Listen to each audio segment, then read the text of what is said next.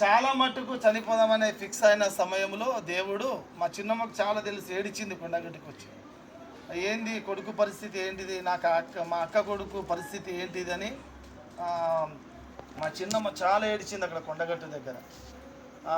దయ్యం పోవాలని కోడిని కూడా కోసింది మా చిన్నమ్మ అక్కడ. హల్లెలూయా. మీకు మా వాళ్ళకి అందరికీ తెలుసు కాబట్టి, మళ్ళీ తులసి వదినకు కూడా తెలుసు, మా శ్యామల చెల్లెకు కూడా తెలుసు.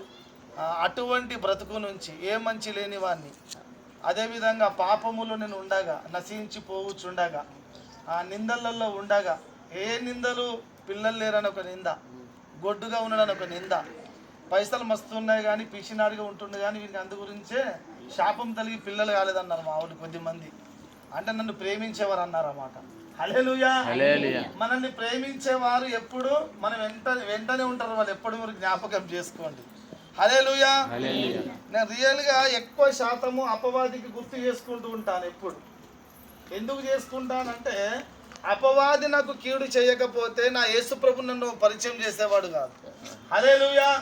నా ఆజ్ఞ కూడా దేవుందే, మళ్ళీ దేవుని ఆజ్ఞ లేనిది ఏది జరగదు కదా, అవునా కదా? దేవుని ఆజ్ఞ లేనిది ఏది జరగదు. ఇప్పుడు నీ ఆజ్ఞ లేనిదే ఏదైనా జరుగునా. మా దేవా నీవు మా తోడుంటే అంతే చాలు. అపవాది మన పైన తలుచుకున్న కీడులన్నింటినీ కూడా దేవుడు ఏం చేస్తాడంట, అవన్నీ మేలుగా దేవుడు చేస్తాడు. హల్లెలూయా.